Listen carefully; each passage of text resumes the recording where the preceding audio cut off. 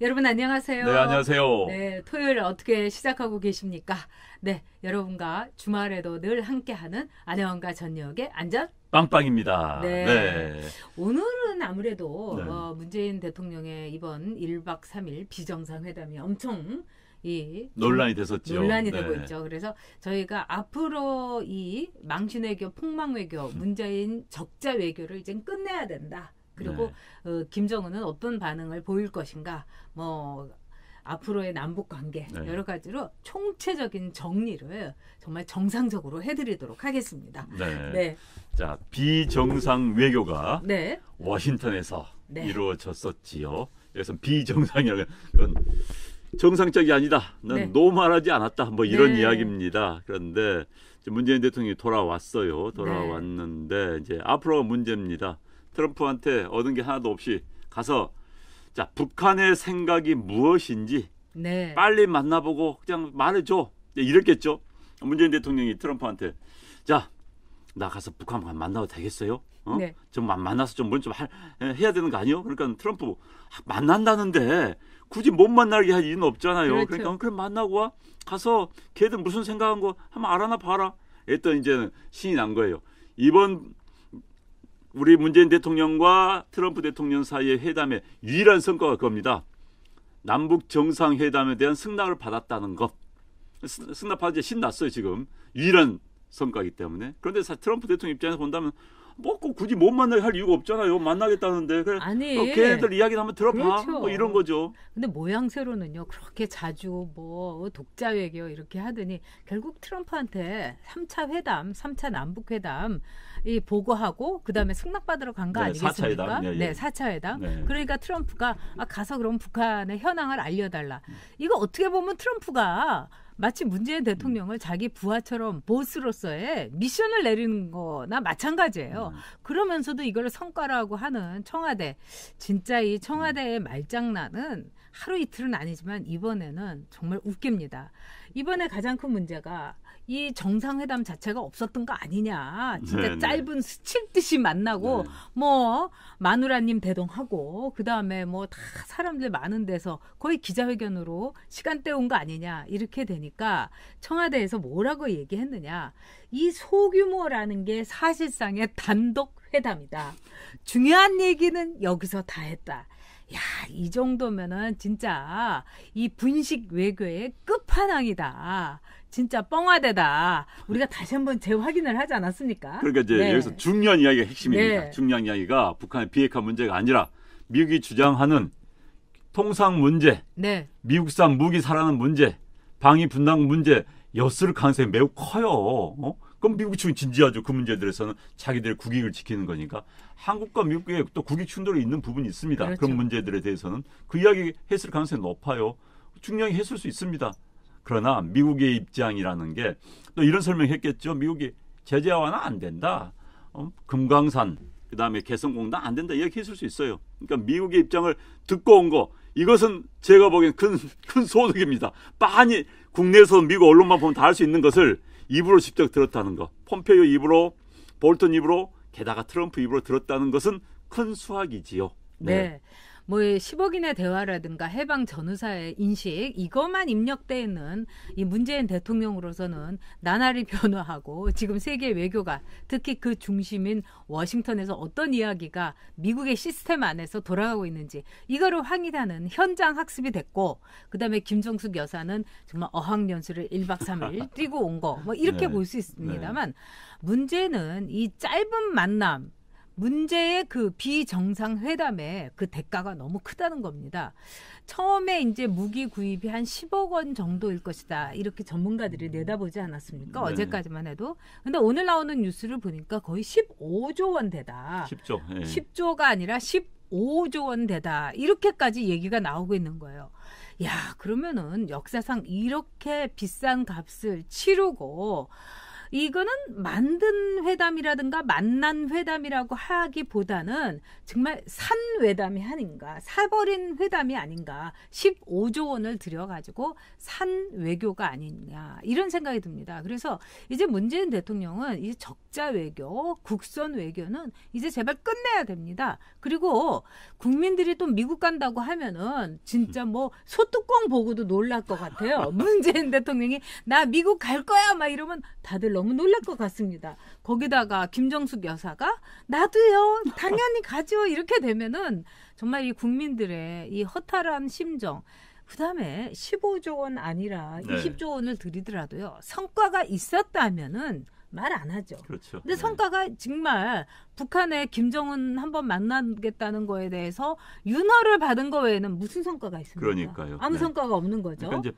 미국의 네. 입장만 확인하고 온 거. 그렇습니다. 그러니까 입장 확인하고 온 거 하고요. 이제 문제는 이제 지금부터인데 일단 남북 정상회담을 추진할 것 같습니다. 네. 아마 지금 이야기가 꽤 있을 것 같아요. 그럴 때는 이제 그 정도 이야기를 미국 가서 했을 것 같고, 그러면 4월 27일이 1년입니다. 1차 네. 남북 정상회담 1년째인데 아마 청와대가 그 1주년을 굉장히 큰 준비를 해왔었다고 그래요. 북한 축하도 해왔는데 네. 아마 그때 전후에서 만나지 않을까 싶습니다. 근데 문제는 북한 김정은한테 가서 네. 자, 미국 트럼프 만나보니까, 볼턴 만나보니까, 폼페이오 만나보니까 야, 이야기가 세더라. 응? 안 니네 됐어. 안 되겠어. 이야기를 해줘야 되는데 야, 니네 입장 뭐니? 이제 예를 들어서 그럼 김정은 딱 이야기할 거 아니에요. 그래, 니네 맞아. 그래, 니네 말이 맞아. 이렇게 듣고 와가지고 또 트럼프한테는 그 이야기를 제대로 전달해줘야 되는 거예요. 그거라도 역할을 해야 되는데 김정은이요, 우리가 설득하면 될 수 있을 것 같아요. 또 이러면서 또 두 사람 만나게 하는 거예요. 두 사람 만나게 하는 지금 계속 타깃, 그 목적은 뭐냐? 3차 북미 정상회담을 만들려는 게 문재인 대통령의 목표입니다. 그걸 하면은 탑다운 방식에서 뭔가 될 것 같으니까, 김정은이 트럼프를 설득할 수 있을 것 같으니까 그 자리, 그러니까 중매를 쓰는 게 지금 목표예요. 그러면은 중매를 쓰려면 정확히 이야기해 줘야 되는 거예요. 그런데 지난번에 트럼프 사기치고 김정은 사기치듯이 이번에도 김정은한테는 트럼프 이야기를 애매모호하게 하고 또 트럼프에게는 김정은의 이야기를 애매모호하게 해가지고 결국 둘이 만나가지고 또 깨지게 하는, 이건 아닌 것이죠. 이건 아닌 것이죠. 그런데 이건 제가 보기에는 문재인 대통령의 스타일입니다. 분명히 그렇게 할 가능성이 매우 높아요. 그럴 바엔 남북 정상회담 할 이유가 없는 겁니다. 그래서 트럼프의 입장, 정확한 미국의 입장을 김정은에 소개를 시켜주고 김정은을 설득하는 노력을 우선을 해야 되는 건데, 그게 동맹인 거예요. 동맹은 공동의 적이 있을 때 동맹인 겁니다. 근데 현재 중간에서 왔다 갔다 하는 건 동맹이 아니에요. 그건 동맹이 아닌 겁니다. 그래서 문재인 대통령이 스탠스를 정확히 해야 되는 겁니다. 정신 차려야죠. 그리고 미국에서도 그러지 않습니까? 한미 동맹인데 어떻게 문재인 대통령은 북한하고 동맹을 맺은 네. 것 같으냐, 이런 비난을 받고 있습니다. 그다음에 또 하나 중요한 것은요. 자, 수석 대변인이란 말이 그렇게 듣기 싫고 그렇게 나경원 원내대표한테 난리를 정말 전국적으로 시대적으로 이렇게 치고 난 청와대, 좀 부끄러움도 알아야 됩니다. 근데 저는 앞으로 김정은에 대해서 문재인 대통령은 이번에 솔직하게 김정은을 설득하려라는 그 미션을 수행할 것 같지는 않습니다. 왜냐하면 문재인 대통령은 늘 임파서블 미션에 모든 것을 걸고 있기 때문입니다. 더구나 김현철이 있지 않겠습니까?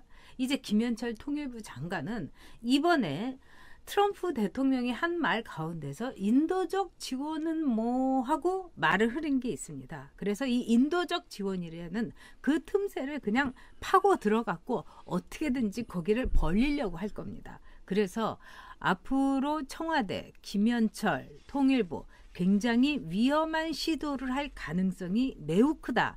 저는 이런 생각이 듭니다. 네. 또 하나, 이 트럼프 대통령으로서는 지금 10조에서 15조 원 엄청나게 지금 장사를 잘한 겁니다. 아마 트럼프 대통령이 거래의 기술 파트 2를 꼭 쓸 것이라는 그런 감도 옵니다. 게다가 네. 노영민 비서실장한테 네. 이 트럼프 대통령의 비서실장이 전화를 할지도 모릅니다. 저기 카드 단말기 어디서 샀어요? 아니 15조 원이면은 그 카드로 그러면 그 어마무시한 거 아닙니까? 수수료만 해도 엄청나죠. 그렇습니다. 그거. 네. 그래서 그러면 아마 노영민 비서실장이 여기도 이제 문재인 대통령 비슷하게 어벙벙하기 때문에 아이 걱정 마세요. 제가 쓰던 거 있는데 그거 그냥 드릴게요. 이럴 겁니다. 공짜로요. 네. 네. 참 우리가 이런 농담을 하지만 속은 참 쓰라립니다. 왜 무기를 사주더라도 좀 대접받고 사줄 수 있는 것이 지금 대한민국의 위치입니다. 그리고 무기에 대해서 그 사용법이라든가 또 무기에 대해서 우리가 그것을 사용할 수 있는 기술이라든가 그야말로 진화할 수 있는 업그레이드 할 수 있는 무기 구매가 이 국방 정책의 핵심입니다. 근데 지금 진짜 바보 노릇, 푼수 노릇 제대로 하는 정말 호객 노릇을 하는 것이 지금 문재인 정부입니다. 근데 이 점에 대해서 과연 김정은은 모를까요? 저는 김정은이요. 그 어저께 회담 결과가 나오기 하루 전에 우리는 자력 갱상하겠다. 우리는 우리의 길을 가겠다. 이제 김정은이도 문재인 대통령에 대해서 간을 본 만큼 다 봤기 때문에 별로 기대하지 않는 것 같습니다. 그러니까 네.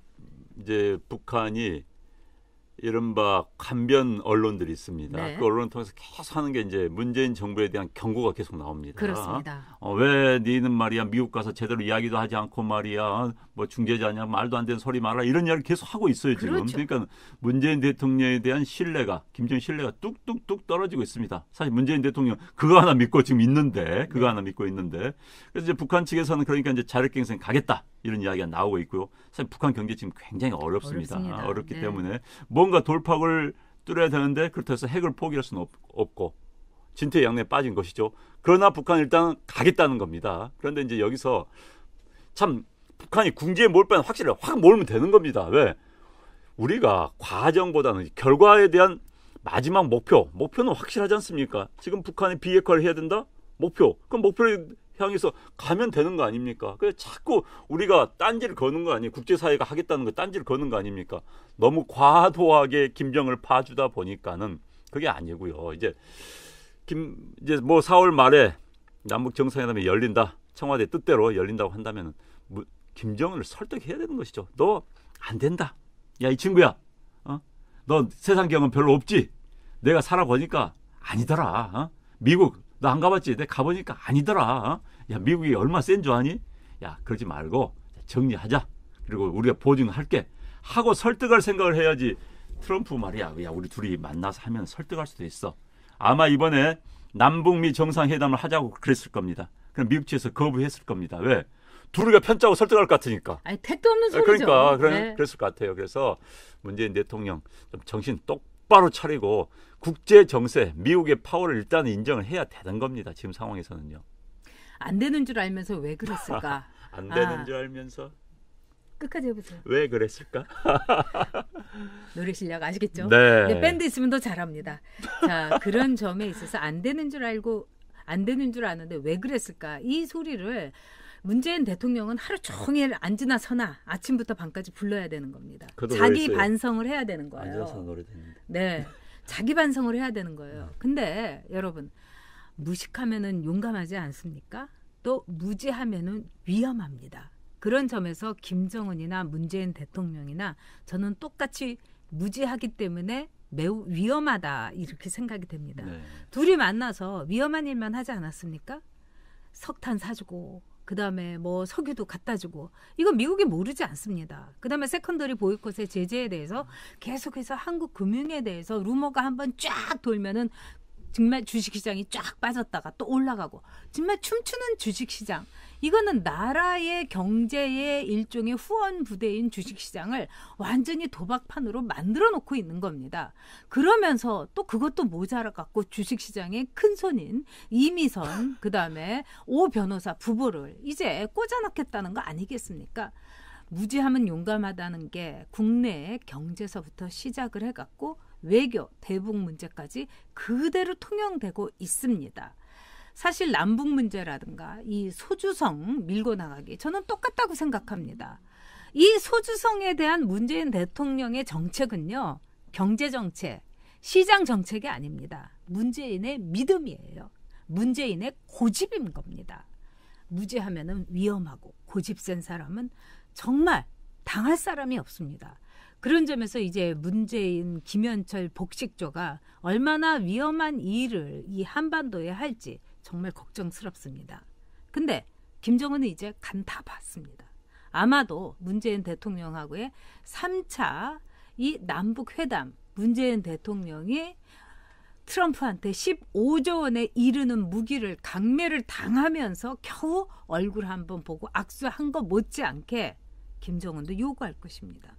트럼프한테 15조 원 버는데 나한테는 왜 입싹 씻으려고 해? 내놔. 자, 그 계산서를 우리 국민은 절대로 용납해서는 안 될 것입니다. 그런 점에서 자유한국당이 좀 정신 제대로 차리고 이 문제에 대해서 끝까지 집요하게 파헤치고 특히 김연철 통일부 장관이 얼마나 위험한 불장난을 할 것인가 이거를 주목해야 된다. 저는 이렇게 생각합니다. 네. 특히 이제 김연철 통일부 장관을 임명한 네. 이유가 그렇죠. 미국과 다른 길 가겠다 이제 이런 이야기 한 적이 미국 있어요. 가기 전에 임명 가능한 거 그러니까 아닙니까? 미국과 다른 길을 가겠다는 이야기 같은데 이제 여기서 이제 미국이 이번에 인도적 지원에 대해서는 뭐 허용할 수도 있어라는 여지를 밝혔어요. 자, 이 틈을 뚫고 들어가서 김연철, 뭐 문재인 대통령, 청와대 북한에 대한 지원이란 명분하에 인도적 지원이란 명분하에 오버를 하기 시작하면 이제 큰일이 나기 시작합니다. 네. 북한은요, 우리가 인도적 지원을 한다 해서 자, 북한에다 우리가 쌀을 갖다 보내지 않습니까? 그 쌀이 북한의 가난한 어린이들한테 갈까요? 저 오지에 있는 배고픈 그런 주민들한테 갈까요? 아닙니다. 상당수는 군부에 갑니다.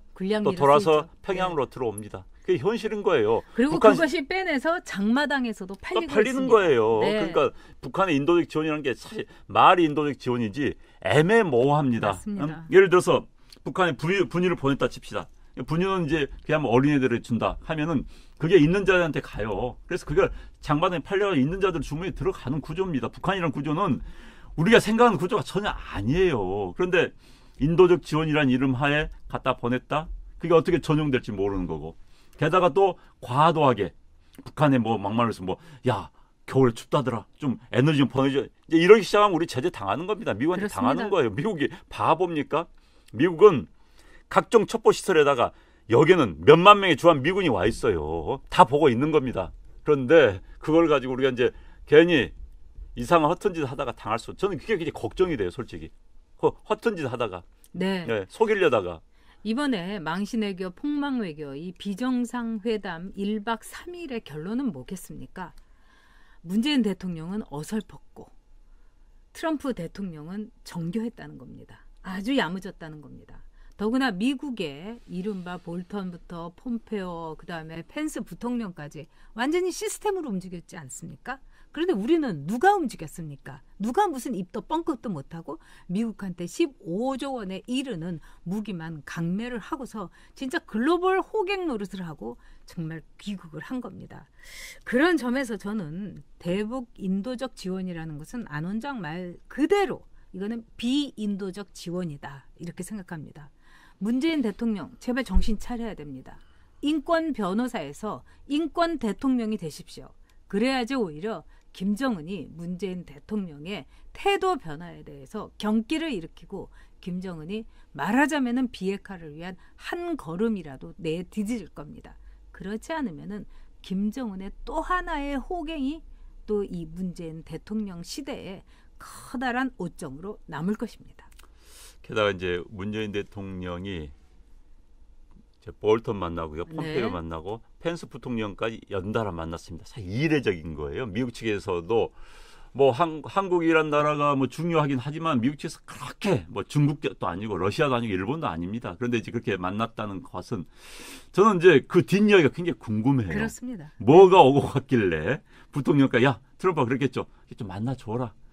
그런데 펜스 부통령 만난 시간이 20분입니다. 솔직히 20분에 참모들 5명까지 끌고 왔어요. 20분이면 통역 시간 빼면 10분이에요. 10분 동안이면 뭐 서로 입장 몇 마디 하고 끝났다는 이야기예요. 그런데 펜스가 그래도 미국의 부통령입니다. 만났습니다. 그다음에 이제 볼턴하고 폼페이오도 만났어요. 그러니까 미국 측에서는 최선을 다해 준 겁니다. 자, 그러면 우리는 뭘 줬겠는가? 저는 이게 굉장히 궁금해요. 그리고 안타깝고 우려가 되는 겁니다. 저는 15조 원 이상의 것을 플러스 알파를 줬을 거라고 생각합니다. 그다음에 뭐 외신 사진에 살짝 나왔다가 금방 사라진 사진이 있습니다. 문재인 대통령이 호호호 웃으면서 이렇게 악수를 청하는데 그것을 트럼프가 이렇게 못 본 척한 겁니다. 못 본 척한 건지 보고도 안 한 건지 아마 그 답은 여러분이 갖고 계실 겁니다. 비정상 망신 폭망 외교 1박 3일 문재인 대통령 이제 인권 대통령으로 돌아와서 김정은에게 확실한 비핵화를 설득하십시오. 그게 유일한 길입니다. 그게 인권 변호사, 인권 대통령의 본 모습입니다. 네. 네, 여러분 토요일 여러분과 함께 나라의 앞날을 걱정했습니다. 우리 희망을 가지고 다시 새로운 한 주 그리고 전역의 브이로그 일요일에 여러분 만나도록 하겠습니다. 여러분 네. 감사합니다. 자, 즐거운 주말 보내시기 바랍니다. 네. 네, 고맙습니다. 네.